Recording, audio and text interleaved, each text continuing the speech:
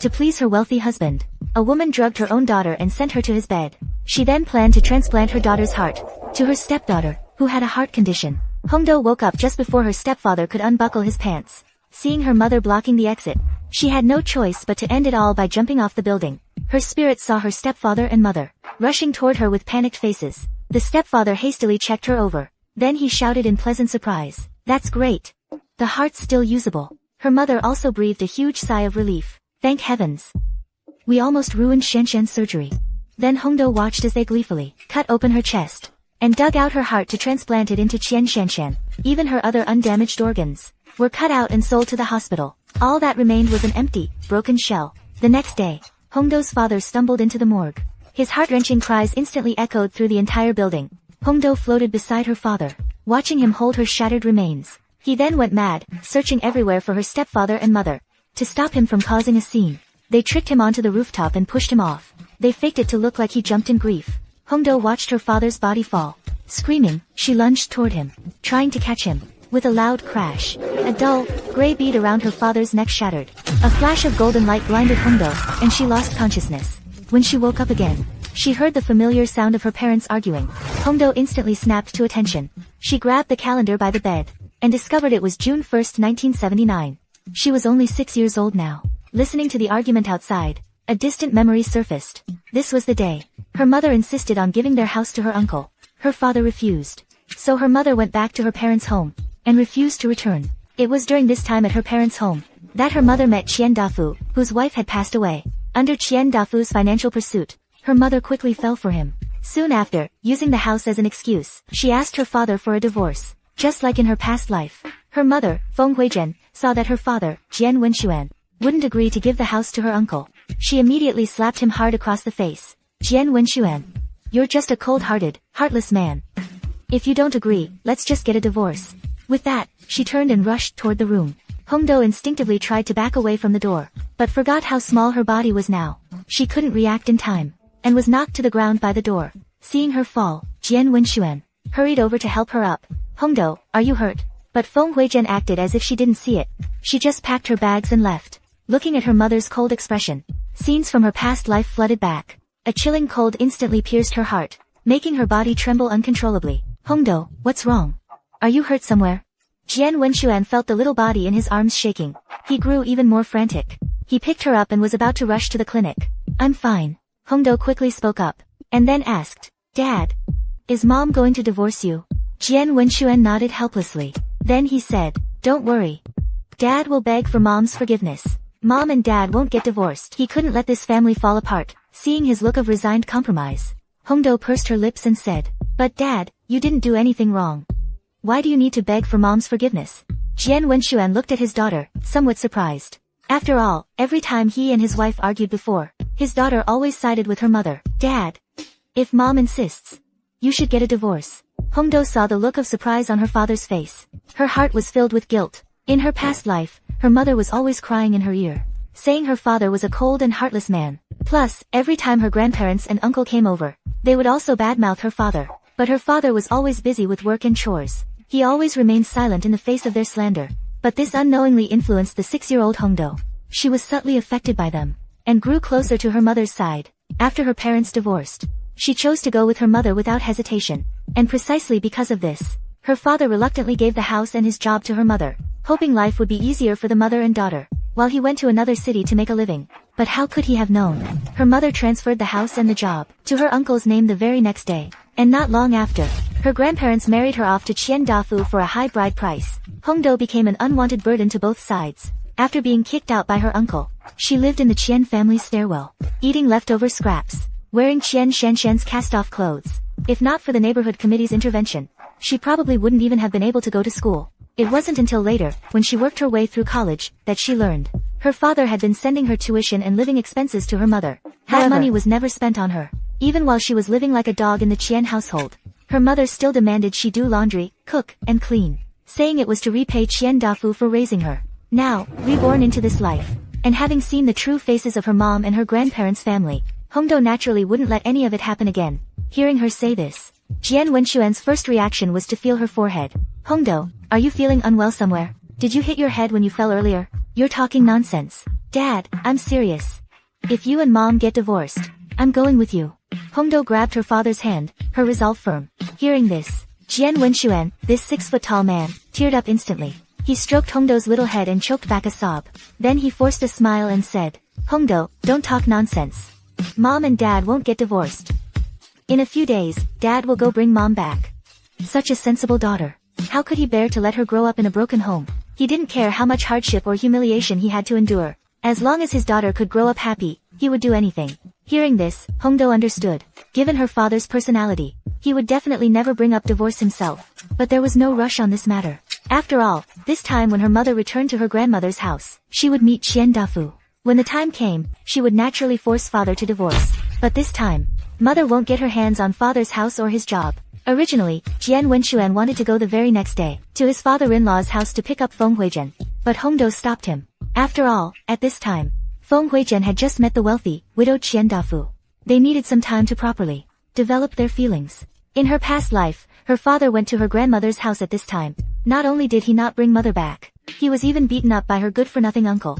So it's better to wait a few more days before going. Hongdo used every trick to delay for a full 7 days, before agreeing to go with her father to her grandmother's house to bring mother back. An hour later, the two finally arrived at Xiaoyuan village, where the Feng family lived. As soon as they entered the village, Hongdo keenly noticed the villagers looking at them with expressions full of anticipation for drama. Jian Wenxuan endured the villagers' gazes, and walked awkwardly towards the Feng house. As soon as they entered the main gate, he saw his wife, sitting demurely and gently next to a man. In her arms, she was holding a little girl, about the same age as Hongdo. At this moment, Jian Wenxuan's face changed several times. He took a deep breath. He wanted to call out to his wife. But then he saw the man reach out his hand and pinch his wife's buttock. Not only was she not angry, she instead looked at the man with a seductive, flirtatious gaze. She continued gently shelling pine nuts for the little girl. Seeing this scene, Jian Wenxuan's face suddenly flushed bright red. Feng Huizhen. What are you doing? The three people inside the room were all startled. Feng Huizhen whipped her head around to look at Jian Wenxuan. Her expression changed. Then, as if she had thought of something, she spoke. Since you've seen it, it saves me from having to explain much. Let's get a divorce. Jian Wenxuan trembled with rage. Pointing at Qian Dafu beside her, he asked, Is it because of him? That's right. Feng Huizhen replied bluntly. He said, As long as I marry him, he'll give me a $500 betrothal gift. With this $500, my brother Yaozu will be able to get married. $500. Just for $500? Jian Wenxuan let out a bitter laugh. He had been married to Feng Huizhen for 7 years. He handed over his entire salary to her. Even though he knew most of it was being used to subsidize her family, he never complained. That money amounted to at least 2,000 or 3,000. And now, for just $500, she wants to divorce him. For $500, she's willing to lick someone's boots and be a stepmother. What's the point of saying all that? We're getting this divorce no matter what. Feng Huizhen snorted coldly. Of course it wasn't just for the $500. You have to know, Qian Dafu is the director of the city's textile factory. Not only is his salary high, he has a house and a car in the city. If he hadn't just lost his wife, a good man like him would never have fallen into my lap.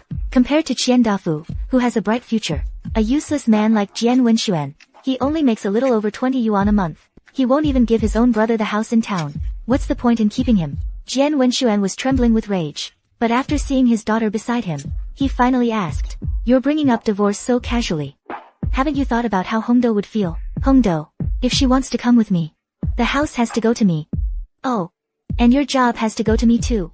A shrewd glint flashed in Feng Huizhen's eyes. She was sure Hongdo would definitely choose to go with her. It would be foolish not to set conditions now. She was about to follow Qian Dafu to the city to live a life of luxury as a rich wife. The house and job in town were naturally for her brother, Yaozu. Jian Wenxuan saw that even while facing him and their daughter, and discussing divorce, she was still holding someone else's child. He finally stopped holding back and pulled Hongdo into his arms. My daughter stays with me. Hearing this, Feng Huizhen gave a mocking smile, and looked at him with a haughty air. Do you really think Hongdo will choose you? As she spoke, she smugly beckoned to Hongdo. Hongdo, come here. Hongdo watched her beckoning as if calling a dog, and sneered inwardly, putting on a pitiful look as she stared back. Mom, who is that person you're holding? Why are you holding her? You're my mom and mine alone. I won't let anyone else take you. With that, she pointed fiercely at Qian Shanshan and shouted, Stay away from my mom. Don't even think about stealing her from me. Seeing Hongdo's aggressive stance, Qian Shanshan was so scared she burst into tears. and threw herself into Qian Dafu's arms. Daddy, she's so scary. I want to go home. Qian Dafu held his daughter, heartbroken, and said with a dark expression, Huizhen, if you want to bring this deadweight into my family, then I'll have to reconsider that 500 yuan betrothal gift. 500 yuan could get me a young, untouched bride. If it weren't for Feng Huizhen's good looks, and her ability to handle my spoiled daughter, I wouldn't be such a sucker. Feng Huizhen was taken aback, clearly not expecting Qian Dafu to say that. If he didn't give the 500 yuan, what would Yaozu use to get married? Hongdo secretly pinched her own thigh, and looked at her with reddened eyes. Mom, if I go with you, can you promise not to marry someone else? I don't want a stepdad. I've heard stepdads are all terrible. Just as Feng Huizhen was hesitating, a figure rushed out and shouted, Why would you want such a worthless girl? Once you marry Director Qian, Shan will be your daughter. And later, when you give Director Qian a son, won't that be better than dragging this deadweight around? Yaozu, what do you know? Feng Huizhen said in a low voice. If Hongdo doesn't come with me, that house and job in town, we definitely won't get them. Sis, you're an idiot. With Director Qian on our side, who needs his lousy house and job? Feng Yaozu looked at her like she was an idiot. Once Director Qian becomes my brother-in-law, I can just get a job at his textile mill. Why would I want some dumpy house in town? Qian Dafu's expression darkened at these words, but seeing Feng Huizhen's alluring figure, a glint flashed in his eyes, and he stayed silent. Jian Wenxuan glared angrily at Feng Huizhen. In your eyes, is Hongdo just a tool to grab family property? Feng Huizhen sneered.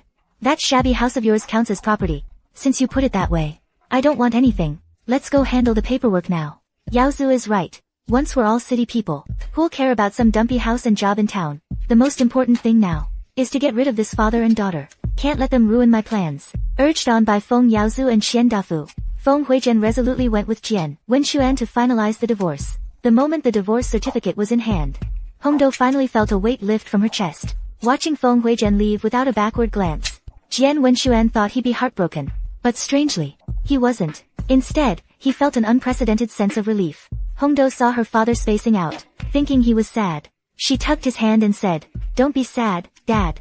I'm still here with you. Jian Wenxuan snapped out of it and crouched down. He hugged his daughter tenderly. Don't worry, Hongdo. Dad will work hard to earn money. We'll move to the city too, someday. We'll become city people. Then I'll send you to the best school in the city. Seeing the guilt in his eyes, Hongdo smiled and said, I believe you, Dad. Overjoyed, Jian Wenxuan scooped her up and headed towards their home. Back home, Jian Wenxuan did as usual. He brought a stool for Hongdo to sit on and started the fire to cook. Hongdo obediently picked up some green beans to sort. Jian Wenxuan thought she was just playing, prepared to redo the work himself, but he found she'd sorted them perfectly clean. Not only were they evenly trimmed, she'd even picked out the wormy and rotten bits. Jian Wenxuan stir-fried some shredded potatoes and stewed pork with green beans. When he brought the dishes to the table, Hongdo had already deftly served 2 bowls of rice and placed them down. Jian Wenxuan patted her head fondly. Such a good girl, Hongdo. He then gave her a big piece of meat. Hongdo eyed the fatty piece of meat in her bowl and put it into her father's bowl. You have some too, Dad. Before he could react, she quickly took a lean piece and ate heartily. Starved by Feng Huizhen in the past, she never got meat all year. Later, after moving out for high school, when she earned her first money, she cooked herself a big pot of braised pork. She ate so much she got sick of it. Ever since, she's avoided fatty meat. Just as father and daughter finished their happy meal, the door was kicked open. Feng Yaozu walked in with a few thugs. Said sarcastically, Finished your meal, huh? And you even had meat. So you really were hiding money from my sister. Jian Wenxuan looked at the group of thugs with ill intentions. He quickly pulled Hongdo behind him. Yaozu, your sister and I have already finalized the divorce. What are you doing here with these people? Feng Yaozu sneered. It's true the divorce is final, but the assets haven't been divided yet. Did my sister just sleep with you for all these years for nothing, and bore you a child for free? Jian Wenxuan took a deep breath. Your sister and I have already settled the division of assets. All these years, I handed over every last cent of my salary to Feng Huizhen. She knows that very well. That's why the divorce went through so smoothly. My sister might be easy to push around, but I'm not. With that, he waved his hand and said to the others, Start moving it. As soon as he spoke, the thugs began ransacking the house. Anything of value was picked up and carried out. You can't do this. Jian Wenxuan's face turned livid as he stepped forward to stop them. What's the rush? We've still got another matter to settle. Feng Yaozu moved to block his path. My sister says, we won't fight you for the house, but you have to transfer your job at the ironworks to me. Jian Wenxuan's heart sank. Huh? Why do you want my job at the ironworks? None of your business. Just hand over your job at the ironworks, or else don't blame me for getting rough. Feng Yaozu pointed arrogantly at Jian Wenxuan. He'd long disliked his spineless former brother-in-law. The guy barely earned any money, and he was even stingy about giving up the house. Luckily, my sister found herself a rich new husband. Although he didn't care much for this house anymore, he couldn't pass up the ironworks job. After all, someone offered $500 for it. He couldn't miss out on a deal like that. What do you mean, getting rough? Suddenly, a powerful voice rang out. Hearing the voice, the thugs' faces changed. They instinctively stopped. Why is the mayor here? Held in the mayor's arms, Hongdo said with red-rimmed eyes. Mayor Zhang, why are they taking our things? And why did they hit my dad? The mayor gently patted Hongdo's back. His voice softened. Don't be scared, Hongdo. I'm here. Good heavens. When this delicate little girl came to him for help with those teary eyes, his heart just melted. They'd been neighbors for years, and he'd always adored Hongdo. After all, he only had a rough and humble boy at home. But before, she'd always shyly hid from him. Now that she'd finally called him Mayor Zhang, he had to step up. Mayor Zhang, this is a family matter. We won't trouble you with it. Before Feng Yaozu could finish, Hongdo spoke up, looking aggrieved. But my mom and dad are already divorced. Dad already gave mom all the money in the house. So why is uncle trying to take dad's job too? And the director Qian that mom's going to marry, isn't he getting you a job at the city textile factory? Hearing Hongdo's words, the crowd that had come with the mayor erupted in murmurs. What? Huizhen and Wenxuan are divorced. And she took all the money. And now she's after his job too. The Fengs are driving him to the brink. Even if Huizhen doesn't care about their marriage, she should think of the child. Her own flesh and blood. How can she be so heartless? Amidst the crowd's scornful whispers, Feng Yaozu and the others slunk away. Mayor Zhang held Hongdo, doting on her for a while, and offered Jian Wenxuan a few words of comfort, before reluctantly leaving. Hongdo, it's dad who's useless. I scared you. If you hadn't been so clever to fetch Mayor Zhang this time, things wouldn't have been resolved so easily. It's not your fault, Dad. Uncle is just too mean. Hongdo helped her father pick up the toppled stools. Then she spoke up. Dad, Uncle won't give up until he gets your job. We can't keep going to the mayor for help. Maybe, next time, Mom and Grandpa will come together. Hearing this, Jian Wenxuan sighed helplessly. If it really comes to that. But Hongdo cut him off. Dad, why don't we just sell the job? What? Jian Wenxuan was stunned. He was going to say if it came to it, he'd just give the job to his brother-in-law. But his daughter wanted him to sell it instead. Hongdo continued. That's right. I saw on TV yesterday that lots of people are starting their own businesses now. Dad, why don't we sell the job and start a business too? Hearing her words, Jian Wenxuan also remembered the news and policy changes he'd seen recently. The factory is planning layoffs. More and more people will be out of work soon. Jian Wenxuan was starting to consider it. Forget whether the layoffs are true or not. Now that he's divorced Feng Huizhen, if he keeps working, he can't take good care of his daughter. Quitting to start a business really is a good idea. He patted Hongdo's head. He smiled gently. Alright, Dad will listen to you. We'll sell the job and start our own business. No matter what, taking care of you is the most important thing now. As soon as word got out about selling the job, Feng Yaozu showed up again. Feng Huizhen came with him. Jian Wenxuan, you'd rather sell the job than give it to my brother? You're truly heartless. Feng Huizhen's first words were an accusation. She looked at Jian Wenxuan as if he were an enemy. Hongdo nestled in Jian Wenxuan's arms. Looking timidly at Feng Huizhen, she said, But, Mom, you've already taken all the money from the house. Dad has to take care of me and can't work. If he doesn't sell his job, we won't have any money for food. At first, when everyone heard Jian Wenxuan wanted to sell his job, the neighbors found it unbelievable. After all, in everyone's eyes, his job was an iron rice bowl that couldn't be exchanged for gold. But when they heard Jian Wenxuan was doing it to better take care of Hongdo, they understood. Hongdo is only 6 years old. Feng Huizhen got a divorce and just left. If Jian Wenxuan is busy with work again, then there really would be no one to look after her. Huizhen, even if you don't care about the bond we shared as husband and wife, you should at least have some regard for the child you gave birth to. What you're doing is pushing this father and daughter to the brink. The crowd all started to criticize. Feng Huizhen has always cared the most about saving face. Her face flushed bright red from everyone's accusations. But after glancing at Feng Yaozu beside her, she braced herself and said, He's a grown man with 2 hands and 2 feet. If he can't even support his own daughter, what kind of man is he? Hongdo looked at this woman, her biological mother, spouting such shameless words. She thought she would feel heartache and sadness. But now, aside from feeling disgusted, she actually felt nothing else. But, Mom, if Dad goes to work, there'll be no one to look after me. Maybe I should just go with you, Mom. Hearing her say she wanted to go with Feng Huizhen, Jian Wenxuan immediately felt a surge of panic. Right at that moment, he felt a little finger hooking his palm. He looked down and saw his daughter in his arms blinking at him. He immediately felt reassured. His daughter had grown up and become sensible. She was no longer the child who could be fooled by a few words from his ex-wife. Sure enough, when Feng Huizhen heard Hongdo wanted to go with her, her face immediately fell. And without a second thought, she blurted out, "I don't want you with me. You're better off staying with your useless father. You share the same surname. So you're just as cold-blooded and heartless deep down. Both of you are equally detestable." Jian Wenxuan's expression darkened. "Feng Huizhen, I won't allow you to speak about my daughter like that." "Exactly. She's your own flesh and blood. How can you say such things about Hongdo?" The neighbors couldn't stand it anymore, and started speaking up against her. Feng Huizhen stiffened, clearly not expecting the man who usually fawned over her to dare raise his voice at her. "What are you yelling for? Useless men are always the most uncouth. Forget it, I don't want to waste my breath. Just give the job to Yaozu, and we'll call it even." Hongdo shouted at Feng Huizhen at the top of her lungs. "No." Like a little girl pushed to the edge, she burst into tears. "Daddy and I have no money left. Daddy said we have to sell the job, so we can afford to eat." The 6-year-old started crying, her eyes swelling up instantly. Her cheeks flushed bright red. The neighbors gathered at the door saw this, their hearts melting as they clicked their tongues in pity. That sister and brother are going too far. This is her own daughter, her own niece. Family, through and through. They took all the money, and now they want the job too. Are they trying to drive this father and daughter to ruin? Amidst the murmurs, a woman in her 40s or 50s stepped forward. She asked hesitantly, "Jian Wenxuan, you're saying you want to sell your job at the ironworks? Is that true? How much are you asking for it?" Hongdo sensed the woman was interested.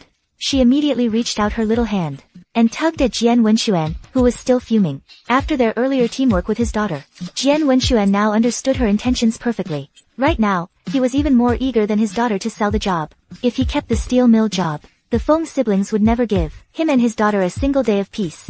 Selling it early would bring some peace and quiet. Jian Wenxuan made up his mind. His tone grew even firmer. "Sell. But the price?" Jian Wenxuan was clearly still hesitant. He didn't know how much to ask for. This steel mill job is highly sought after. It can even be passed down through generations. Hongdo, sniffling, buried her face in his chest and whispered a reminder. "Dad, $1,000. The price Hongdo suggested startled Jian Wenxuan. $1,000? That's way too expensive. He couldn't bring himself to say it. Hongdo knew her father's character all too well. She sighed quietly. She felt she had to step in herself. She lifted her little head from his chest and spoke innocently. "Dad, didn't you say you wanted to sell it for $1,000? Everyone gasped at the price. Feng Huizhen snorted disdainfully. "Jian Wenxuan, talk about having high hopes. $1,000 for a lousy job. You've got some nerve." Hongdo blinked her teary eyes at Feng Huizhen. "Mom, if it's such a lousy job, why are you so desperate to take it from Dad and give it to Uncle?" That left Feng Huizhen speechless. Earlier, the onlookers had actually agreed with Feng Huizhen to some extent. A job. Jian Wenxuan is asking for 1,000 right off the bat. He must be desperate for money. But now that Hongdo has spoken up, everyone remembers that if this job isn't an iron rice bowl, why would the Feng siblings be so eager to give it up? They're fighting to take it away. Forget the monthly salary for a moment. The monthly benefits and holiday bonuses, all added up, are staggeringly generous. With an iron rice bowl, the whole family could breathe easier. The auntie who just thought it was too expensive immediately changed her tune and started haggling. "Wenxuan, we're all neighbors here. By seniority, you should probably call me auntie. Can you lower the price a bit?" Jian Wenxuan didn't answer immediately. Instead, he looked at his daughter in his arms, as if seeking her opinion. From selling the job to naming the price, it was pretty much all decided by Hongdo. The kid seems even more decisive and full of ideas than him. Unconsciously, he started looking to his 6-year-old daughter for guidance. Seeing him look at 6-year-old Hongdo, Feng Yaozu sneered mockingly. "Without my sister, you've lost all your backbone, huh? You useless man, why look at a little girl? You think she can help you sell the job?"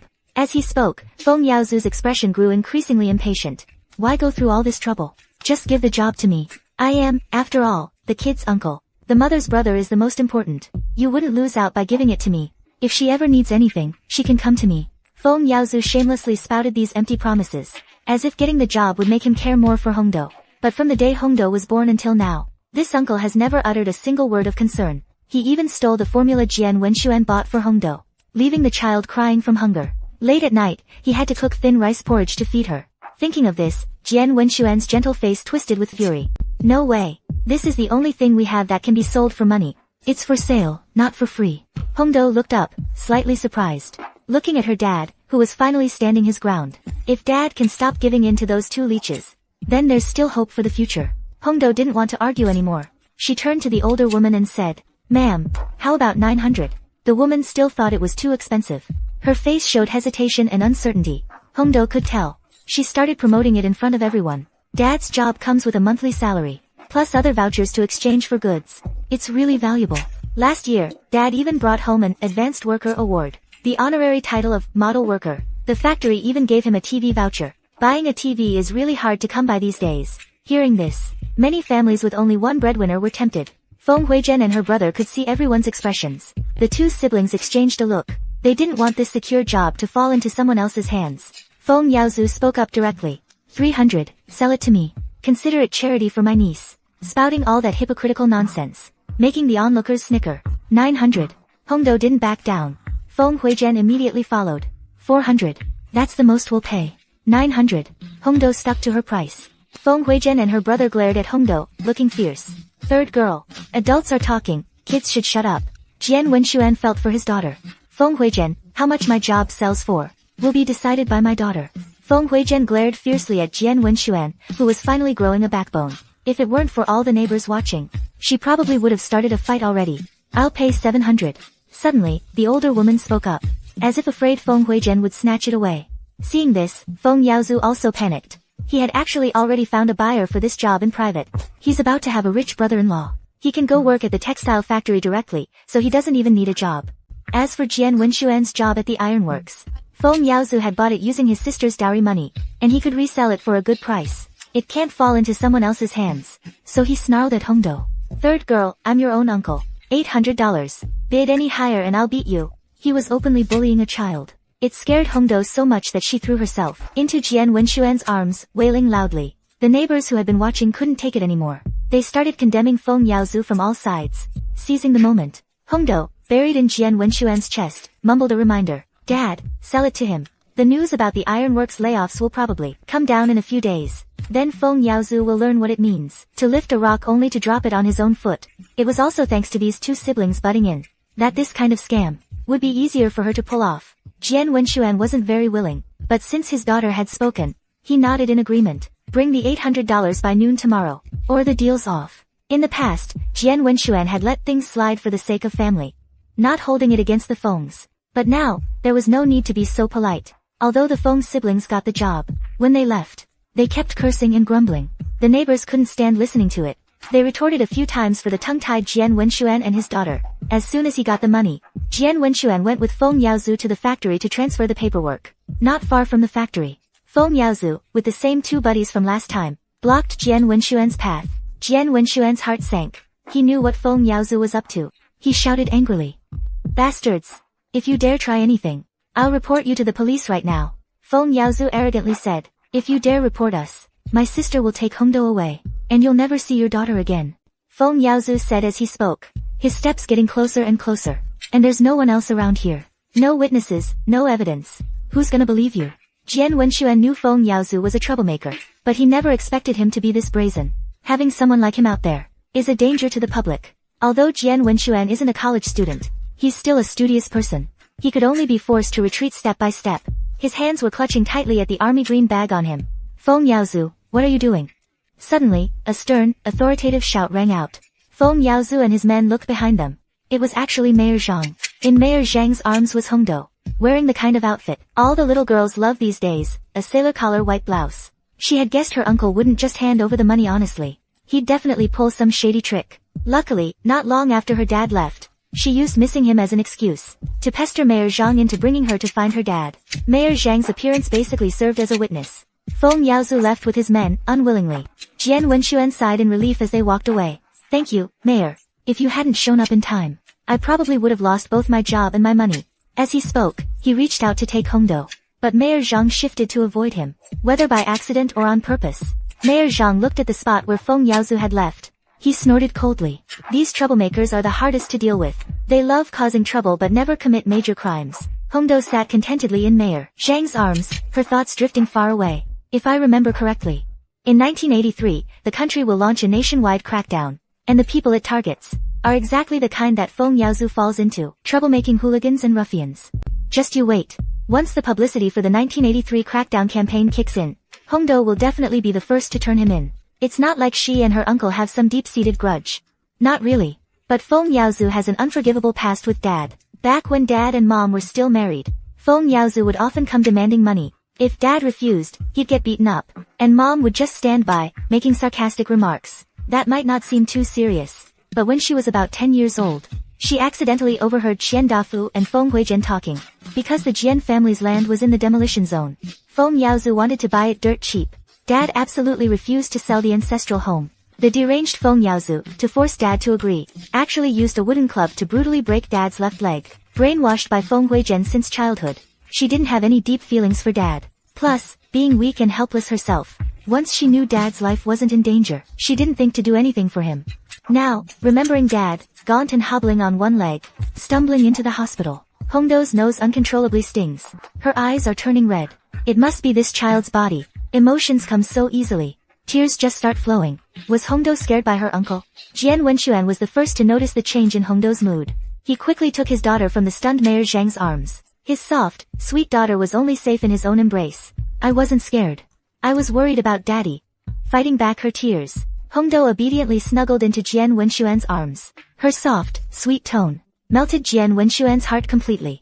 Hongdo, watching from the side, and Mayor Zhang, who had cried from worrying about her dad, felt a pang of heartache. What incredible luck Jian Wenxuan has to get such a thoughtful and caring little girl. During dinner that night, Hongdo patted her full belly as she sat on the cotton-padded bedboard, speaking to Jian Wenxuan in a grown-up tone about the next day's plans. Dad, you absolutely have to wake me up at 5:20 tomorrow morning. I'm going to take the bus to the city with you. She knew Jian Wenxuan's nature all too well. He wouldn't let her suffer the slightest hardship. She was worried he'd run off to the city early in the morning by himself, leaving her with the neighbor's grandma, left to sleep in at home. Since it was her insistence that made her dad give up his steady job, she would take responsibility. She'd help him walk steadily on the path of starting his own business, avoiding all the potential pitfalls. Jian Wenxuan was washing dishes at the door. Hearing the child's voice inside, he responded with a doting okay. At the crack of dawn, the two boarded the bus. After arriving at the city station, they walked nearly 2 kilometers to reach the industrial area. It was a large industrial area, with all kinds of factories. Following the plan they discussed at home, father and daughter headed straight for the sock factory. There were quite a few sock factories. Jian Wenxuan took his daughter to the nearest one, and met the manager in the office. Upon hearing they were here to wholesale socks, and cheap ones at that, with a relatively small quantity, the manager couldn't even quote a price. He wasn't planning to sell at first, but he couldn't resist little Hongdo. She kept pleading with him non-stop. His heart softened, so he casually sent a subordinate to take Jian Wenxuan to the warehouse to bag them up. When Hongdo was at the entrance earlier, she saw that across the street next door was the back of the button factory. There were several bamboo baskets piled up there, being used as trash cans. Inside and around the trash cans were all buttons the factory didn't want. Dad, I'm going out for a bit. Be right there. Jian Wenxuan thought she was going to find a bathroom. Figuring she wouldn't leave the sock factory, he agreed, taking the woven bag the factory gave her. She huffed and puffed, carefully, picking out the good socks from the defective ones, pair by pair. Hongdo, wearing a faded light blue dress, ran over to the bamboo baskets. She casually pulled out a lighter bag, opening it up, her whole face scrunched up. No way. They're too ugly, and have no texture. Hongdo had taken on part-time jobs, and even done handicrafts. She knew that to run a stall, you needed enough eye-catching and dazzling items. So her small figure darted around between the bamboo baskets. After some rummaging, she finally found a pile of buttons that were more to her liking and prettier. It's just that in some details, there might be issues like irregular buttonholes, or rough dye lines. But for Hongdo, these were things she could pick up for free. You can't ask for too much. She carried 2 bags in each hand. She couldn't take the rest. She didn't choose to leave directly either. Instead, she slyly hid the ones she picked out behind the bamboo baskets. Then she dashed back to the sock factory. Jian Wenxuan had selected about 300 pairs in total. According to the factory worker, at 6 cents a pair. That came out to $18. Just as he was about to take out the money, Hongdo returned. She hurriedly spoke up to stop him. Dad. At the sound of Dad, Jian Wenxuan's outstretched hand pulled back. Hongdo asked about it. She found out they were 6 cents a pair. That's definitely cheaper than buying them elsewhere. But if she and her father wanted to resell them, there's hardly any profit to be made. So she said to the factory worker, Mister, can you go any cheaper? My family's a bit tight on money. If we spend all our money on socks, we won't have anything left for dinner tonight. Jian Wenxuan didn't expect his daughter's act of playing pitiful to come so easily. Although, that was pretty much the situation. But they still had the 800 from selling the job. It's just that from now on, there'd be no more income. Who knows how long that 800 would last. After Hongdo sweet-talked him with nice words, the worker agreed to sell to the father and daughter for 80 cents per jean. The 300 socks weighed about 17 jean. At 80 cents, that came to $13.60. That was quite a bit cheaper than 6 cents a pair. Jian Wenxuan discussed it with the factory. They'd leave the socks there and pick them up tomorrow. As they were about to leave, Jian Wenxuan finally noticed 4 small bags beside his daughter. He opened them to find they were full of buttons. He looked puzzled and asked, Hongdo, what are all these buttons for? What did you pick them up for? Hongdo smiled mysteriously. You'll find out tomorrow. I hid some nicer ones I couldn't carry. Can you carry these for me? Jian Wenxuan couldn't imagine what his daughter was up to, but he had no reason to refuse her request. The next day, father and daughter arrived at the factory. Bright and early, Jian Wenxuan even brought a carrying pole and 2 bamboo baskets. They collected the socks and buttons they'd left, then they headed to the busy spot. They'd scouted out on their way home yesterday. Dad, take out the socks and lay them out. Try to cover this whole cloth. I'll be right back. Jian Wenxuan thought his daughter was just out having fun, so he didn't restrict her. After telling her not to go too far, he focused on arranging the socks. He hadn't even finished setting them up yet, when 2 figures appeared in front of him. Jian Wenxuan was crouched down, so he couldn't see their faces. He thought they were just passing customers. He put on a smile first, apologizing that he'd just started setting up. He wasn't ready yet. As he spoke, Jian Wenxuan looked up. Once he saw who it was, his smile froze on his face. It was the chubby Qian Dafu, and Feng Huizhen, holding her stepdaughter in her arms. The way the 2 adults were dressed and their cheerful expressions made it clear they were doing well together. I knew I wasn't seeing things. It really is you good for nothing. Feng Huizhen was holding the 6-year-old Qian Shanshan, and it was clearly a bit of a strain. Back when she was with Jian Wenxuan, it was one thing that she didn't like holding their daughter. But mostly, Jian Wenxuan felt this kind of physical task should be done by the man. But even that wasn't enough to keep Feng Huizhen still fixated on the $800 Jian Wenxuan had taken. Feng Huizhen felt a pang of resentment. Seeing Jian Wenxuan now made her grit her teeth in hatred. Look at you, so pathetic. Lost your proper job and now you're selling on the street. Can you even support yourself like this? Let alone your daughter. Sooner or later, you'll both starve to death. Jian Wenxuan couldn't help but think of his daughter, who'd been without a mother since she was 6. He couldn't suppress his anger. Suppressing his voice, he yelled at Feng Huizhen. She's your daughter too. She's our daughter. As her mother. Instead of first asking about Hongdo, you curse her. Do you even have a heart? Hearing this, Feng Huizhen showed no guilt. Instead, she was defiant. I'm just stating facts. Can't you even handle the truth? I'm lucky I got out of that miserable life early. Otherwise I'd be worn down by you too. Feng Huizhen spoke with utter contempt. As if Jian Wenxuan had been terribly harsh on her. She completely forgot that during her marriage to him. He was honest and handed over his salary, making her the envy of all the women in the neighborhood. Qian Dafu stood to the side, just like last time, acting as a spectator to the drama, and not getting involved. But from his disdainful and scornful look, it was clear he looked down on Jian Wenxuan, even harboring some resentment and dislike. If it weren't for this good-for-nothing selling a job for $800, he wouldn't have had to give an extra $300 to Feng Yaozu, on top of the $500 bride price, already agreed upon with the Feng family. He knew Feng Yaozu's type all too well. That $300 was probably gone for good, but it was okay. Among all the women he'd found, Feng Huizhen was one who would actually put up with Shanshan for the money. Get lost. I don't want to waste my breath on you. It wasn't just that Jian Wenxuan couldn't win an argument with Feng Huizhen. More than anything, he was worried Hongdo might see her own mother doting on someone else's child and get hurt. After all, before he and Feng Huizhen divorced, Hongdo loved her mother the most. Because of Feng Huizhen's earlier sharp and mean comments, a few people had gathered at the stall that wasn't even set up yet, even picking through the socks that were still unpacked.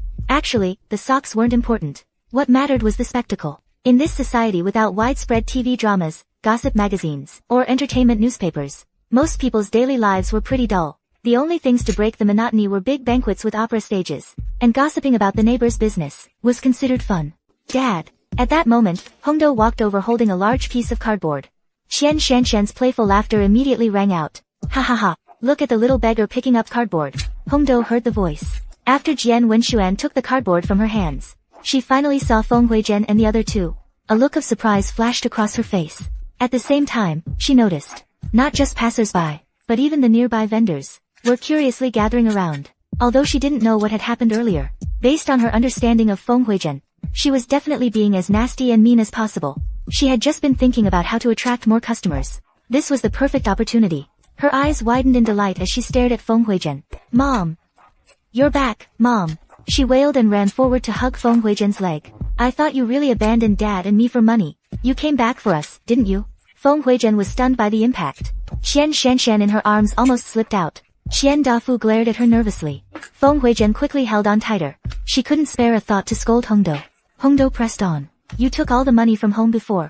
You didn't leave a single cent for Dad and me. And how you brought Uncle to steal Dad's job. As long as you come home with us, Mom. Dad said he won't hold it against you.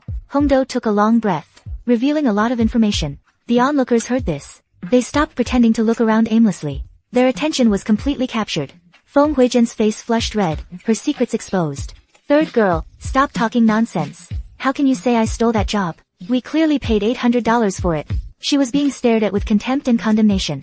Feng Huijian was furious. She reached out to push Hongdo with force. Hongdo had already anticipated this. Angering Feng Huijian meant she'd have to suffer a bit, but for the sake of her and her father's future life. What's a little suffering? She immediately fell backward and landed on the ground. She burst into tears with a loud wail. Jian Wenxuan, heartbroken, rushed over. He knelt on the ground, holding and comforting his daughter. Feng Huijian, you can say whatever you want about me, insult me all you like. I can let it go. But why do you always treat Hongdo like this? She's your daughter too. You'd rather dote on a child with no blood relation than give Hongdo a shred of motherly love? Feng Huijian, enraged, felt intense disgust towards Hongdo. I'm married now. I have a husband and a daughter, she said, pointing at Hongdo. Back then, this third daughter chose not to come with me herself. She's the one who didn't want me as her mother. Feng Huijian's words were clearly an attempt to salvage her reputation in front of the crowd. But Hongdo wasn't about to let her have her way. With a heart-wrenching cry, she reached out towards Feng Huijian. Mommy, I want my mommy. Hongdo's pitiful, heart-wrenching act was nothing like a child who didn't want her mother. She was clearly a poor soul abandoned by her own mother. Some soft-hearted aunties couldn't bear to watch any longer. They tried to mediate kindly. Ma'am, the child is crying so pitifully. Quick, put down the girl in your arms and comfort your own daughter. Qian Shanshan immediately became unhappy upon hearing this. She squirmed her body, throwing a spoiled, bratty tantrum. No.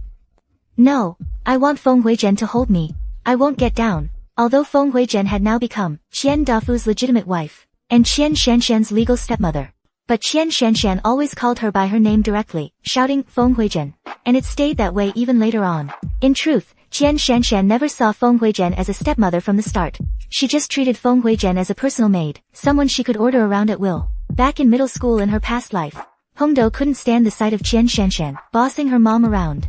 So she told Qian Shanshan to be nicer to her mother. But all she got for it was a slap from Feng Huijian and a scolding to mind her own business. Qian Shanshan had quite the temper. It wasn't something you could calm down in a short while. Although Qian Dafu knew about the things Feng Huijian did, when the crowd started pointing fingers, and he was involved in it, he felt embarrassed too.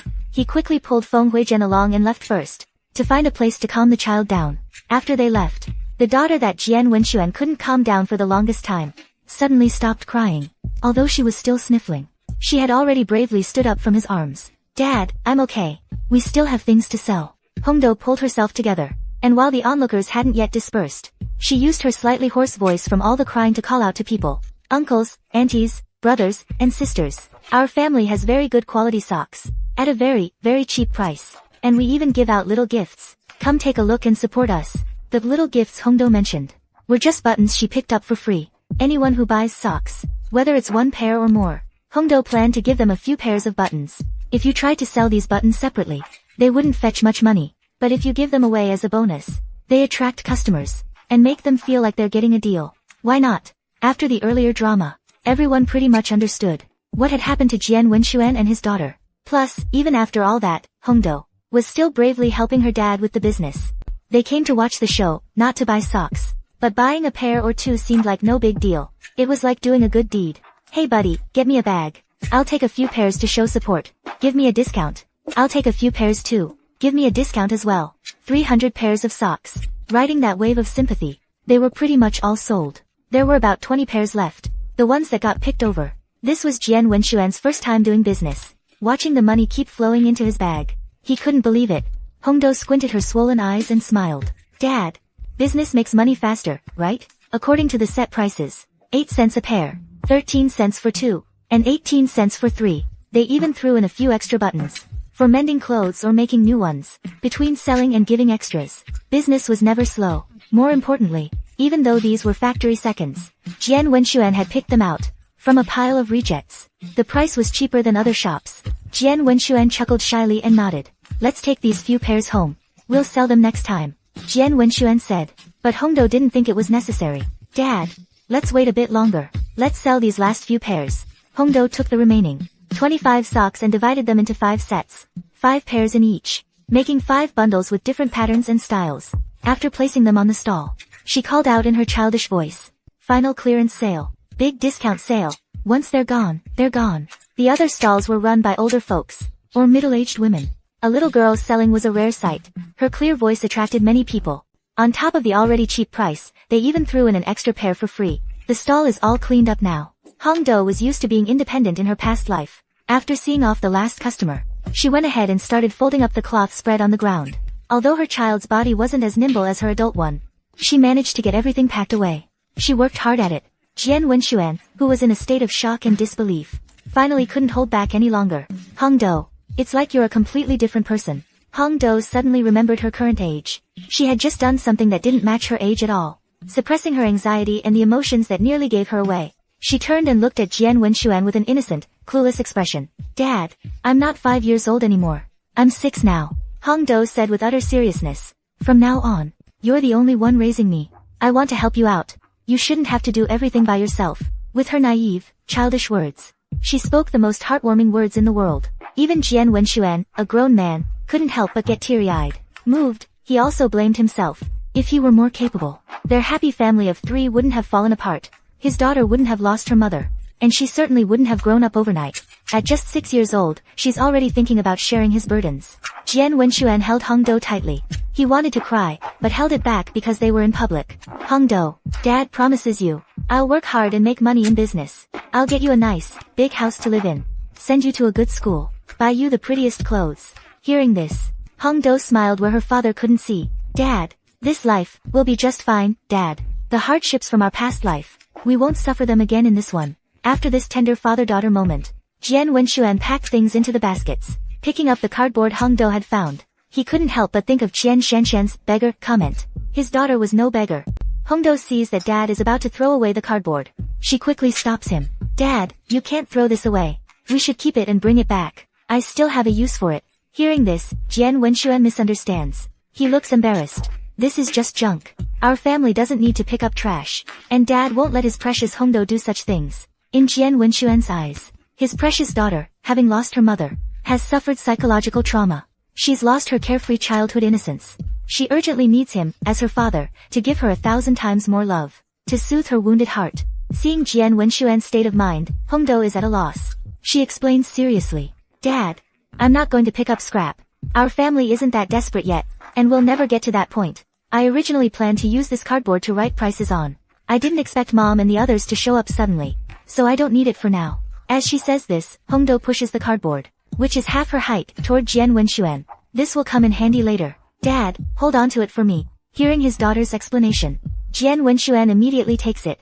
He says with a chuckle, "That's my girl. Thrifty, smart, and clever. Using scrap cardboard for price tags saves your voice." Before heading home, the father and daughter go to the sock factory again. They buy 300 pairs by weight as before.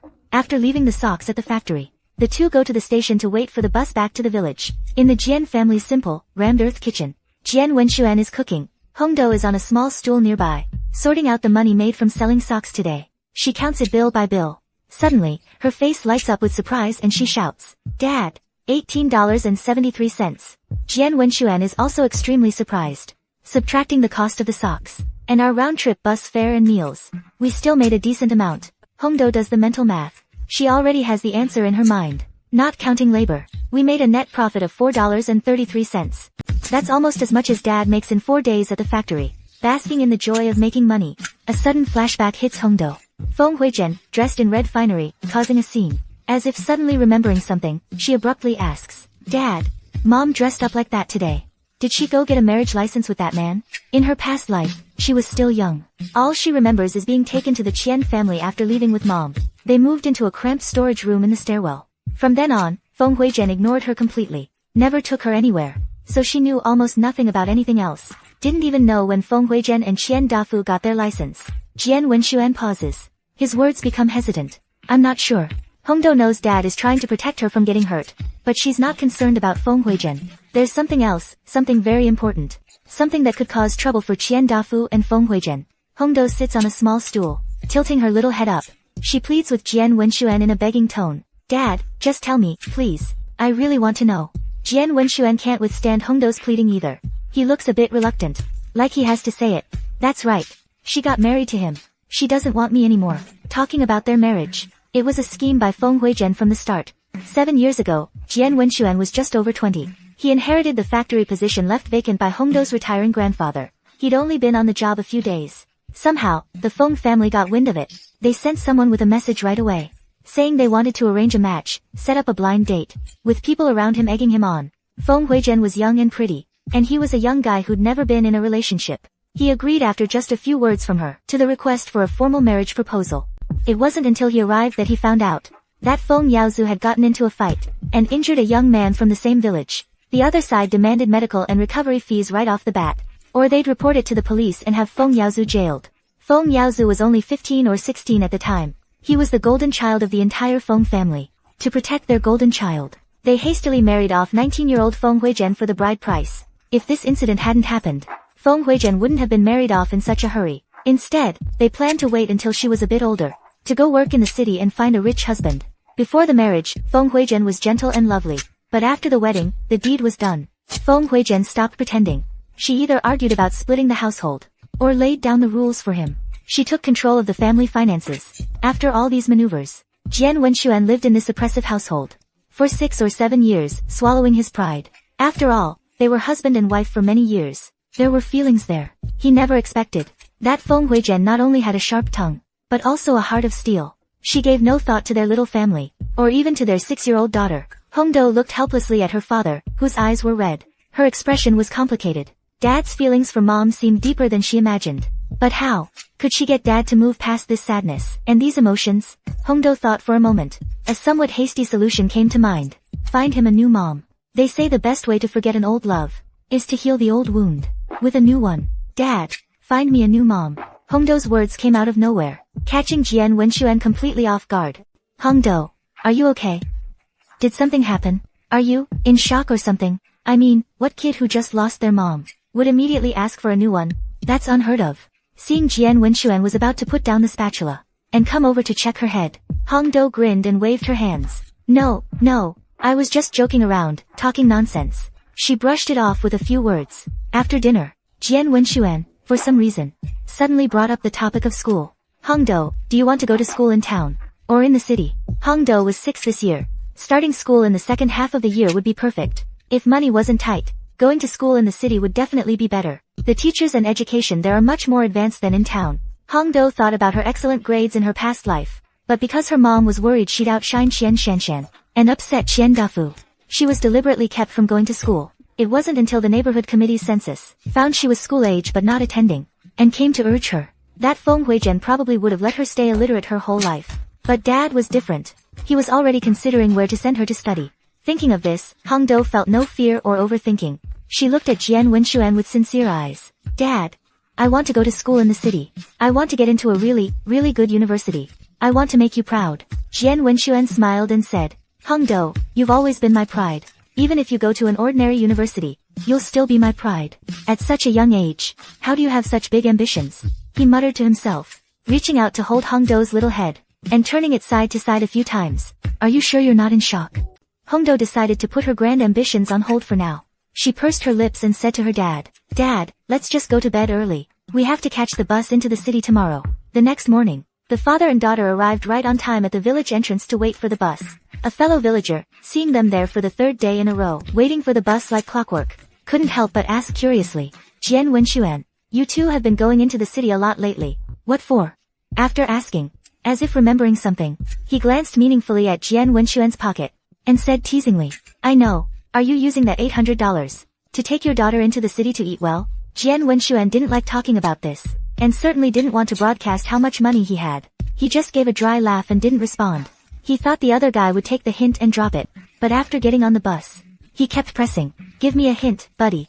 What are you planning to do with that $800? You know, right now, a regular factory worker only makes a little over $20 a month. $800 is almost more than 3 years' salary for a family with a regular worker, something others have to work over 3 years for. Jian Wenxuan got so easily. No wonder people are talking and getting jealous. Although most people on the bus were from the same township, there were also a few unfamiliar outsiders. You should never flaunt wealth in front of strangers.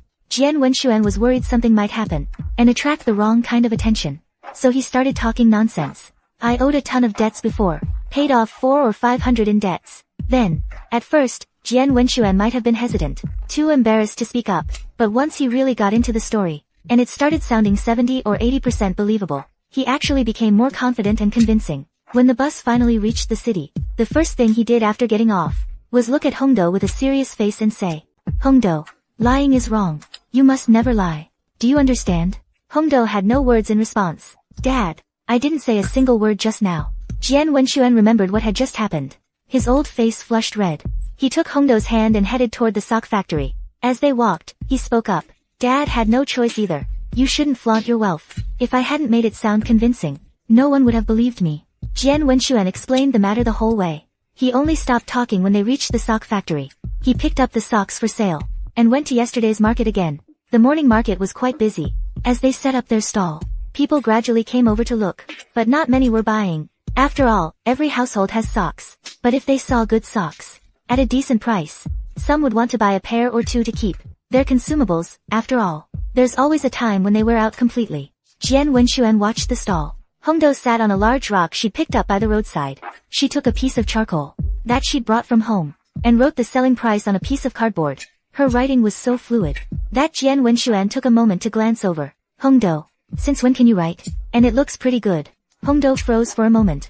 She did everything so naturally that she kept forgetting one very important thing. The things she did often didn't match her actual age. But since it was already done, she had to give a reasonable explanation. Hongdo turned back, frowning. She pouted and looked at Jian Wenxuan. "Dad, I learned to write a long time ago. Before, I even practiced writing with a stick in the yard. Didn't you know that, Dad?" Before Jian Wenxuan could really think about it, Hongdo turned the tables on him. "Dad, you don't care about me at all. You didn't even know I can read and write."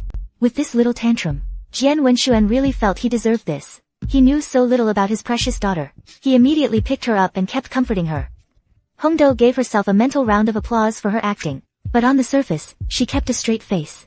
She held out her little palm, and presented it to Jian Wenxuan. "Give me 10 cents. I want to buy some snacks. Otherwise, I'll stay mad." Actually, Hongdo had been wanting to sneak out for a while. She just never expected her dad to be so understanding, and actively provide the opportunity. Actually, 10 cents was already a lot of pocket money. But Jian Wenxuan was completely fooled, so he gave it willingly. He even felt a bit guilty. He thought it was because he was too focused on work that he had neglected his child's growth. Hongdo couldn't wait to go to the general store with the money. She asked the store owner for some stationery and an envelope. She also borrowed a pencil. In her past life, she overheard Qian Dafu and Feng Huizhen talking. They said it was lucky that in 79, they found out in time someone was going to report him. He abused his position to deliberately damage the factory's production, declared them as scrap and then sold them off cheap. All the profits went into his own pocket.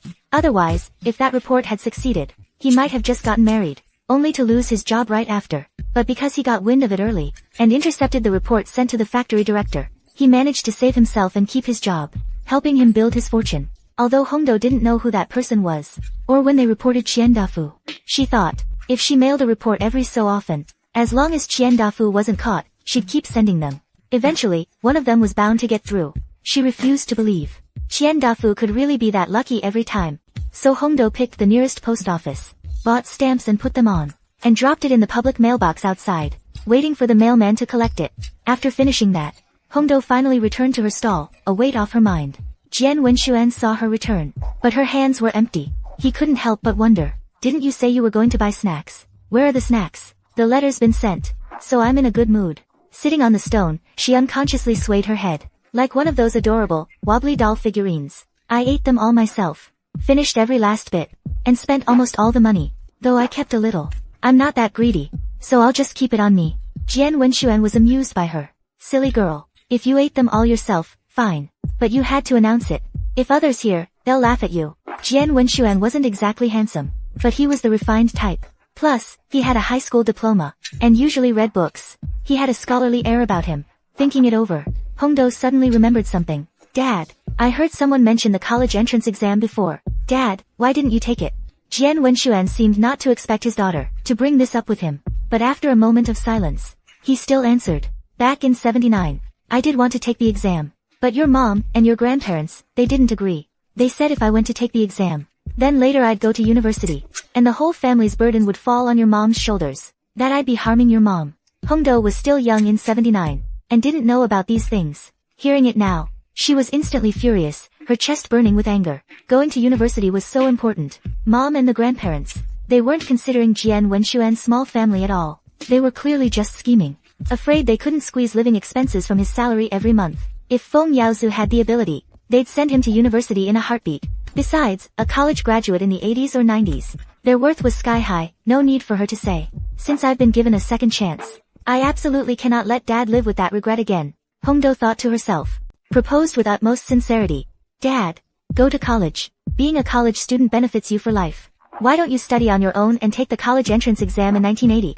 I support you continuing your education. In Hongdo's mind, although she didn't know her father well, the fact that he was scholarly was something her grandparents would often mention with a hint of envy. Hongdo's words touched Jian Wenxuan's heart a little. How could he not understand the importance of the college entrance exam? But for the sake of his small family, he had to put it on hold. Feng Huizhen even had a huge fight with Hongdo's grandparents over this, absolutely refusing to let him take the exam. But now, his daughter had a more far-sighted view than her mother. This stirred something within him. Thinking of this, Jian Wenxuan clearly experienced a drastic shift in emotions. He suddenly refused strongly. No way. Seeing this, Hongdo, puzzled, grabbed her father's hand and asked anxiously, "Why not, Dad? I'm not just talking nonsense. I really hope you'll go to college." Jian Wenxuan smiled bitterly and said, "Silly girl. Given our family's current situation, if I go to college, what about you?"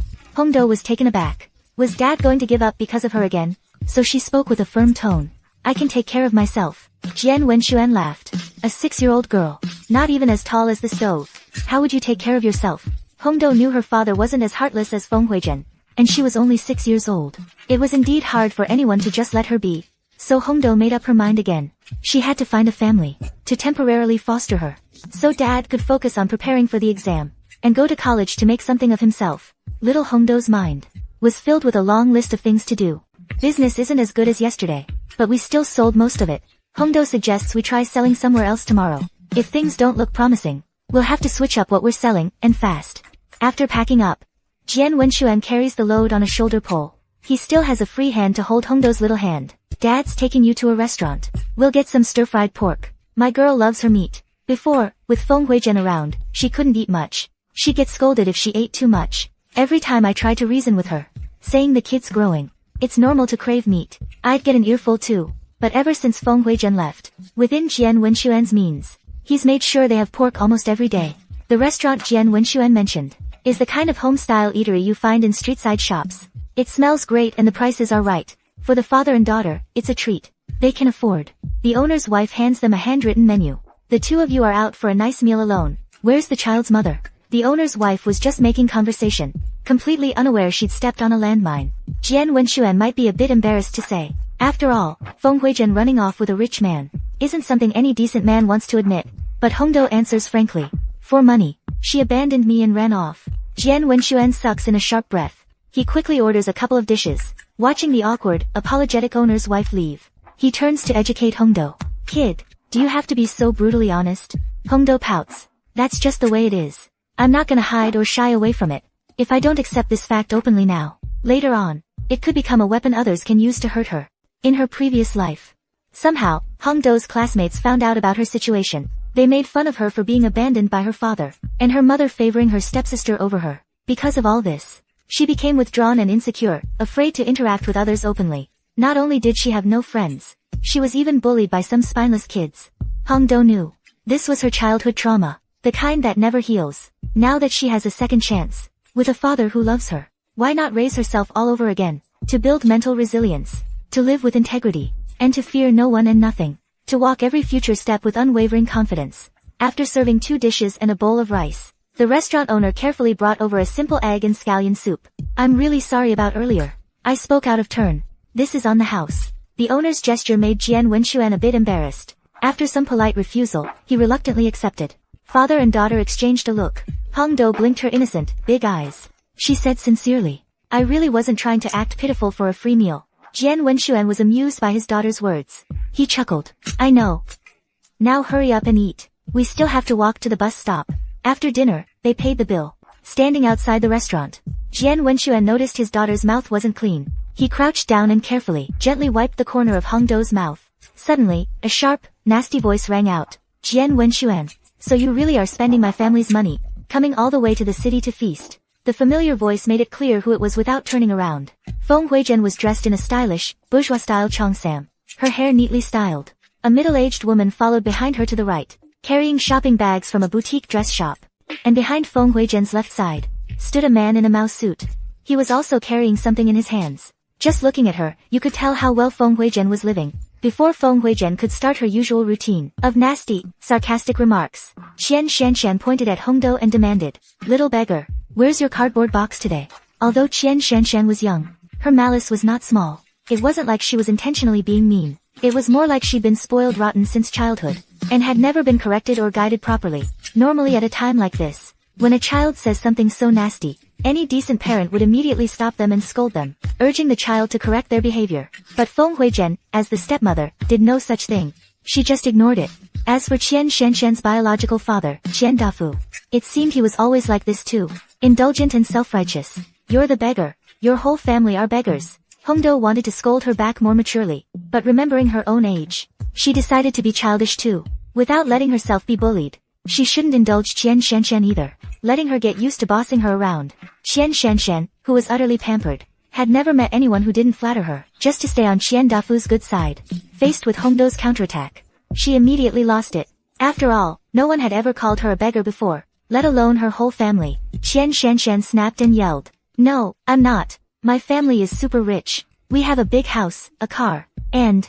Seeing Qian Shanshan acting like a teapot with no lid, spilling everything she had, even the maid who followed them out couldn't stand it. She wanted to stop her, but with the fierce Feng Huizhen present, she hesitated and didn't dare speak up.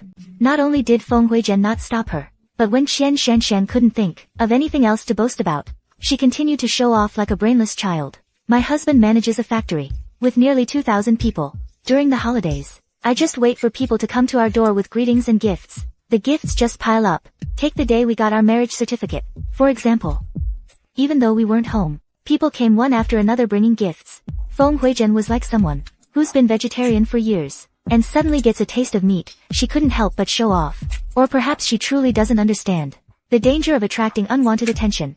Qian Dafu is not an upright man, and his wealth is mostly ill-gotten. Otherwise, with just a factory manager's salary, which, at most, is 700 or 800 a month, how could he buy cars, houses, and hire maids in just a few years? If Hongdo remembers correctly, before Qian Shanshan starts elementary school, the Qian Dafu family is moving into a villa. Feng Huizhen continued, "What's more important is that my husband treats me incredibly well. He gives me money to spend every few days, so I never have to worry about running out." She muttered to herself, when she saw no one was paying attention to her, and didn't notice any regret or jealousy in Jian Wenxuan's eyes. Her expression cracked. "Are you deaf? Can't you hear what I'm saying?"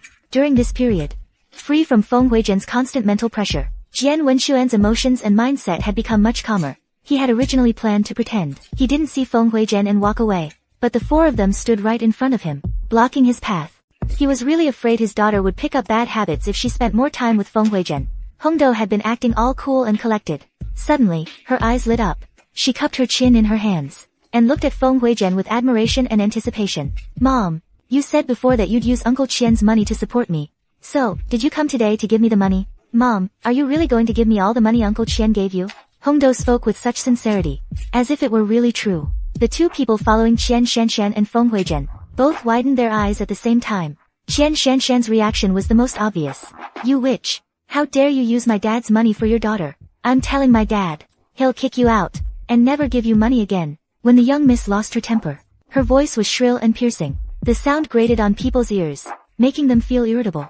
Feng Huizhen, who had been smug and arrogant just moments before, suddenly became flustered. "I didn't. That's not true. Sweetie. Shanshan, don't go telling your dad nonsense. It never happened." Feng Huizhen couldn't calm Qian Shanshan down. Her sharp, hateful gaze suddenly turned to Hongdo. "What nonsense are you spouting? You explain it to Shanshan right now, or I'll smash your mouth." As Feng Huizhen said this, she was filled with malice. Hongdo tilted her head up. First, she wore a look of confusion. Then, as if she suddenly understood, she nodded carefully at Feng Huizhen. She deliberately lowered her voice, but not enough to hide it from others. "I understand, Mom. You plan to give me the money secretly, in private, so Uncle Qian and his daughter won't know. I know you're still the one who loves me most. Those words instantly made Xian Shanshan, who already had a fiery temper, lose control even more.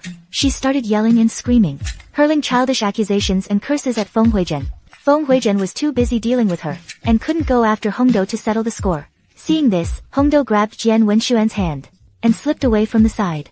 After walking a few steps, she couldn't resist turning back to add fuel to the fire. Mom, remember to bring plenty of money home for me, okay? Bye. Turning back around, the naive, innocent look on Hongdo's face vanished in a flash. Since Feng Huizhen didn't stay put, and came flaunting herself right in front of her, she couldn't blame Hongdo for stirring up trouble. What happened today should be enough to give Feng Huizhen a hard time when she gets back. Once they were a bit further away, Jian Wenxuan couldn't hold back anymore. He urgently began lecturing Hongdo. Hongdo, what you did wasn't right. She's your mother. If you make things difficult for her in the Qian household, won't you feel bad about it too? In Jian Wenxuan's eyes, his daughter's change was just due to Feng Huizhen's coldness. It's normal for Hongdo to feel vengeful, but after getting her revenge, if she truly saw Feng Huizhen suffering, she'd surely feel heartache. After all, they're mother and daughter. No matter how much they fight, it's probably hard to sever a daughter's love for her mother. But Hongdo didn't argue back. Instead, she looked up at Jian Wenxuan with serious eyes. Dad, I know what I'm doing. I can say with certainty, no matter what happens to Mom in the future, I won't feel the slightest bit of sympathy. The moment she heartlessly abandoned me, the moment she didn't want me anymore, she stopped being my mother. Hongdo couldn't tell her father about the tragic experiences of her past life, nor could she describe the pain of falling from a great height. Jian Wenxuan couldn't understand why his daughter was reacting so strongly. In her clear eyes, he saw a stubbornness and maturity that didn't belong to a 6-year-old. Father and daughter sat in silence for a long time. Finally, Jian Wenxuan spoke. Hongdo, I may not fully understand your hatred for your mother, but if I could, I'd want you to grow up happy and carefree. Ever since you were born, my hope for you wasn't to achieve great things or become successful. I never expected you to make some grand contribution to the country. Jian Wenxuan seemed to choke up at his own words. He sniffled, fighting back the urge to cry, trying to calm himself. Seeing this, Hongdo felt a pang in her heart. She couldn't help but feel a twinge of guilt, wondering if her harshness towards Feng Huizhen had scared Jian Wenxuan. But the next moment, he said what he really meant. Where did my adorable, kind, soft-hearted little girl go? Where did she go? Even though Hongdo wasn't close to him before, she'd still sweetly call him Daddy. If she met a stranger on the road, she'd instinctively hide behind him, or bury her face in his chest. Does a family change really affect a child this much? Hearing this, Hongdo was speechless. So her dad did have a sense of humor. He just wasn't very funny. After that, father and daughter moved through several busy markets. They'd stay at each market for 2 full days. In 10 days, they earned nearly $40. That was almost equal to 2 months' salary at the factory. Hongdo's tiny fingers deftly counted the paper bills in her hand. Doing the math in her head, she spoke up. Dad, let's take a few days off. Tomorrow we can go to town to buy some things and visit Grandma and Grandpa. She needed to start preparing for her dad to focus on studying for the university entrance exams. Jian Wenxuan paused in his tidying up. Why do you suddenly want to go to Grandpa and Grandma's house, when before, you wouldn't go even when I tried to bribe you with white rabbit candy? Hongdo hummed a couple of times, a bit embarrassed. That was when I was little. I just didn't like going out. But the truth was, she was afraid to go to her grandparents' house. Her thoughts drifted back, filled with images of Dad bringing Feng Huizhen and her to Grandpa and Grandma's house. Grandpa throwing teacups and enamel mugs at Dad, and Grandma slapping Dad's face in a rage. In her past life, Hongdo didn't understand what the conflicts between the adults were. She only noticed these terrifying scenes, and the memories were deeply etched. So much so that she had been terrified of going to her grandparents' house ever since she was a child. Looking back now, it seems the conversation was about Grandpa and Grandma, scolding Dad for being unambitious and losing his mind after getting married. Hongdo couldn't remember the exact conversation, so she turned and asked Jian Wenxuan, Dad, why were Grandpa and Grandma so angry they hit you? Jian Wenxuan seemed to think of something, let out a long sigh, looking somewhat melancholy. What else could it be? Because your old man here was disobedient, immature, and lacked ambition. Hongdo immediately refuted firmly. Dad, you're not like that at all. You're obedient, sensible, and very ambitious. If you hadn't listened so well to Feng Huizhen, you wouldn't have left with nothing, giving up the house and your job. And you certainly wouldn't have left your hometown to make a living, just to avoid disturbing Feng Huizhen's new family, and ended up leaving his hometown to make a living. Jian Wenxuan had already been brainwashed by his daughter's frequent, passionate, and sincere praises. He chuckled a couple of times before slowly explaining the whole story. Grandpa and Grandma never blamed Dad for moving out because of Mom, nor did they blame Dad for giving little money for support after moving out. But the one time they couldn't hold back their temper was when Dad, in the year 1977 when the college entrance exams were reinstated, stubbornly refused to listen to the advice of Grandpa, Grandma, and the entire family of uncles and aunts. He insisted on burying his talents, content to stay put at the ironworks without ambition. And that was when Grandpa and Grandma's side of the family started looking down on Dad. They wouldn't even let him in the house for New Year's. So that's why. No wonder Dad's talking divorce and selling his job again. We're in the same village, just on opposite ends. Dad's on the far east side. Grandpa's family is on the far west. Logically, with all this happening, Grandpa's side must have known right away. Yet not a single close relative came to check on us. They must have been truly hurt by Dad. Hongdo thought it over. The more she thought, the more exhausted she felt. She let out a heavy sigh. Grandpa and them meant well for Dad. Hongdo honestly assessed. A heavy, sour feeling filled her heart. But Dad, for his own family, or more likely, for her, chose his immediate family over the larger one. It was all because of her. At this thought, Hongdo's eyes welled up. Jian Wenxuan didn't think much of it. He immediately softened and coaxed her. You want to go to Grandpa and Grandma's house? Dad will take you there tomorrow. What's wrong? Why are you crying all of a sudden? The next day, with Hongdo's enthusiastic prompting, father and daughter bought some gifts in town, and headed straight for the west end of the village. The west end wasn't like the east. The east end bordered the town and factory district. That area was almost entirely developed for housing, so factory workers could live nearby. It was specially planned and organized. Rows of small, tiled roof houses, one row after another, pretty much all occupied. But the west end still kept its original housing style. Walls made of packed earth, eaves of blue tiles and thatch to keep out wind and rain, spacious courtyards, layouts with a main house and two side wings. The village fences didn't offer much theft protection. Lift the latch. Give it a push. Easy entry. The door creaked as it was pushed open. Someone inside heard the noise and called out, "Who's there?" "Looking for the boss. The couple went to town to sell tofu. They won't be back until noon." The voice sounded old and frail, deep, but lacking strength, even somewhat weak and feeble. Jian Wenxuan noticed it too. Sensing something was wrong, he hurried towards the main house, pushed aside the curtain, and saw old man Jian sitting on the kong, in the middle of summer, bundled in an autumn jacket, holding a book in his hands. He looked sickly and gaunt, almost unrecognizable. "Dad, what's wrong with you?" Jian Wenxuan was utterly stunned, staring at his father in disbelief. He had visited at the beginning of the year. Back then, the old man was still healthy. His body was strong and sturdy. How, after just half a year, has he become so frail? Hongdo was also taken aback, recalling her past life. After she left with Feng Huizhen for the Qian family, and her father went far away, she had cut off all contact with the Jian family. She had no idea what happened to them. Although later, she vaguely heard, the Jian family remained hopelessly poor. Even so, they refused to marry off her aunt to the town butcher's son for a bride price. That butcher's son was fat and ugly. No girl from miles around would have him. In the end, to get her aunt, he supposedly tried to ambush her on the road at night, but her aunt bashed his head in.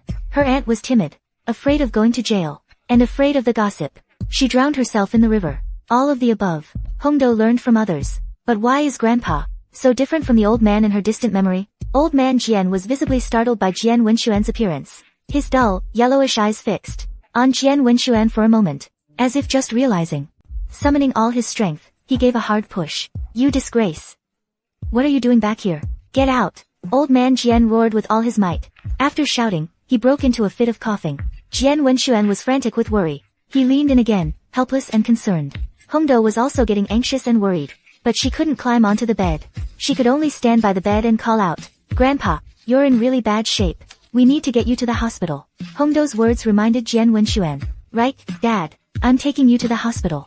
As he spoke, Jian Wenxuan turned to carry his father on his back. "Get away. I don't want your help." Old man Jian was stubborn. He wouldn't let Jian Wenxuan help him no matter what. "Old man, who's here? Who are you arguing with? In your condition, take it easy."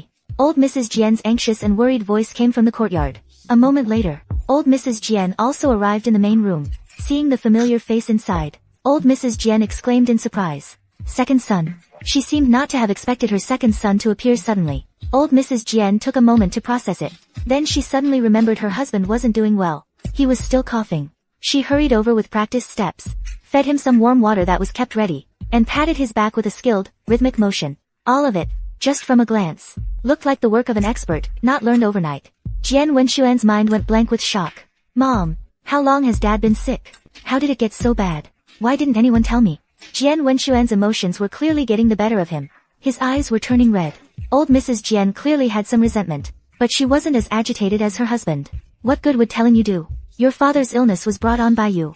It's not like you change anyway. The more we talk, the more resentment builds. Might as well just drop it. Jian Wenxuan lowered his gaze. Even though she couldn't make out his exact expression, Hongdo, standing close by, could still sense it.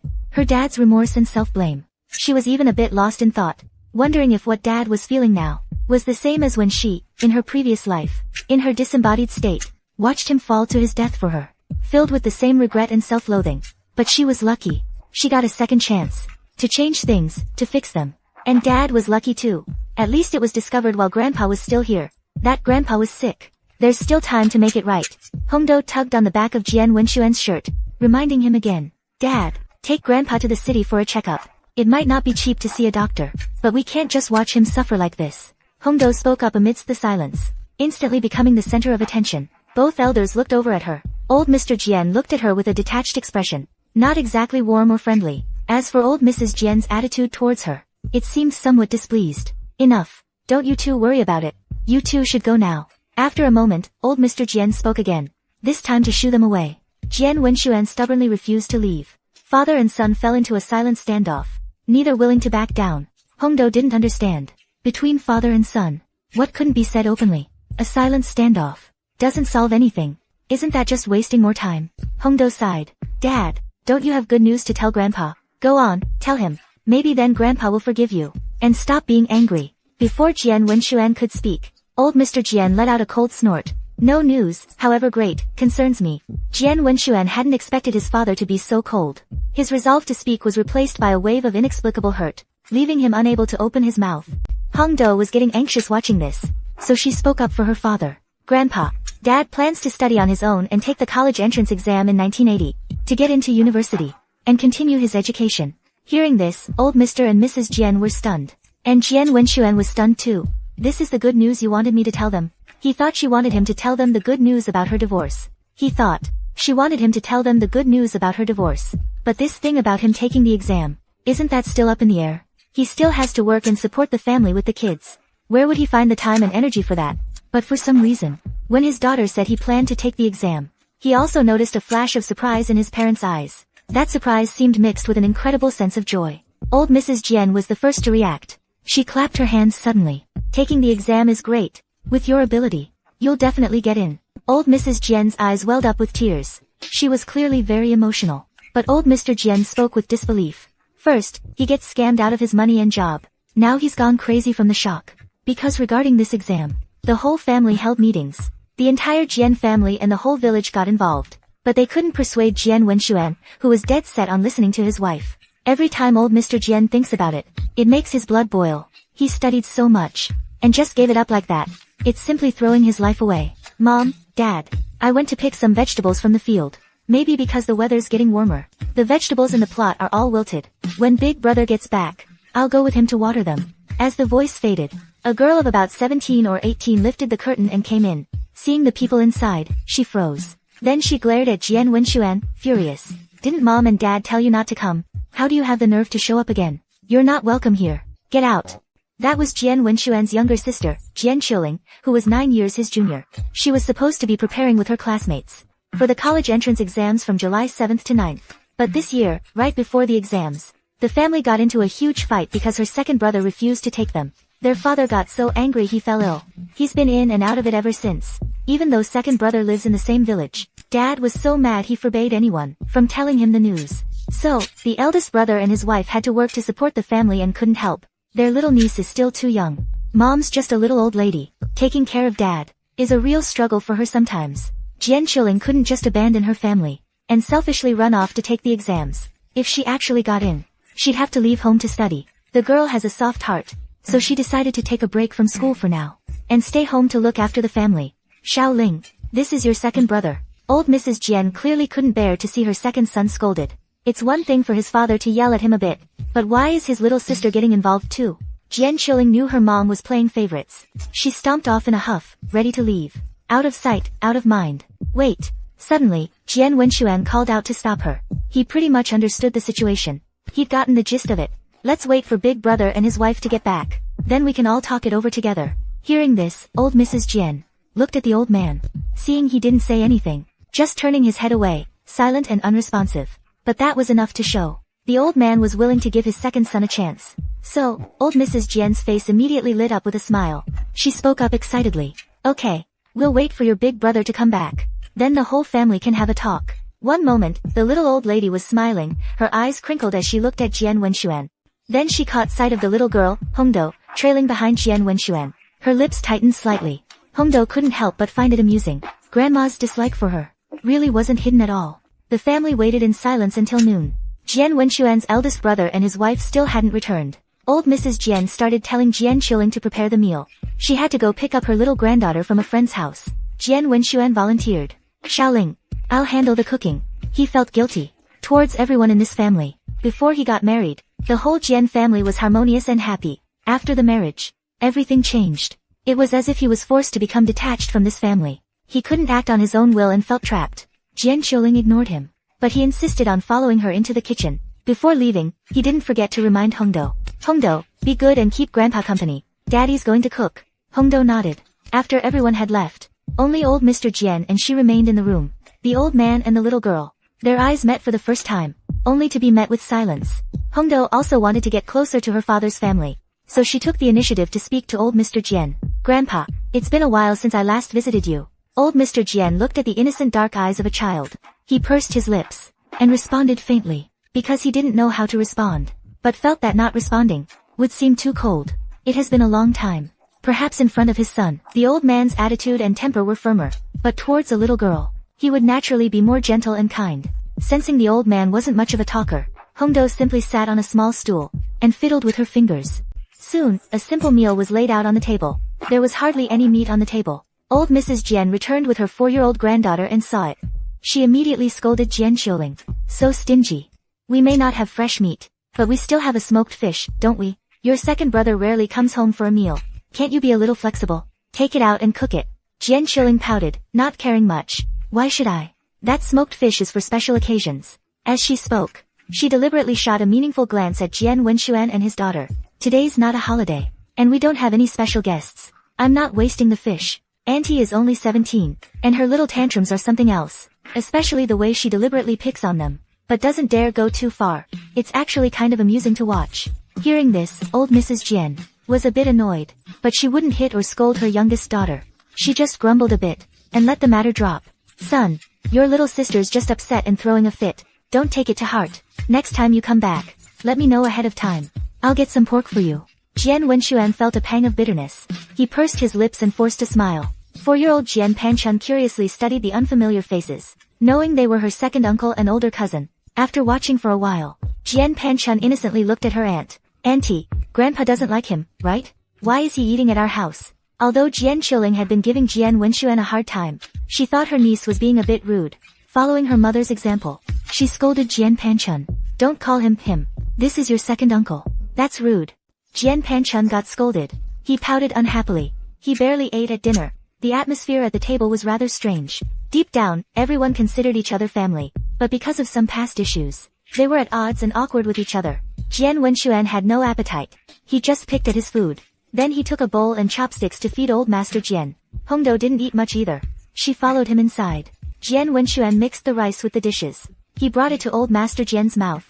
Old Master Jian gave him a look of exasperation. He took the bowl and chopsticks himself. I'm sick, not disabled. Jian Wenxuan felt instantly awkward.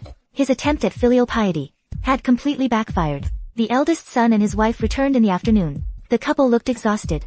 Though only 3 years older than Jian Wenxuan, they looked a good 6 or 7 years older. Jian Wuan saw his brother and niece there. He didn't say much. He and his wife ate the leftovers. After Jian Wuan and his wife finished eating, the whole family was finally gathered. They sat in the main room, waiting to hear what Jian Wenxuan had to say.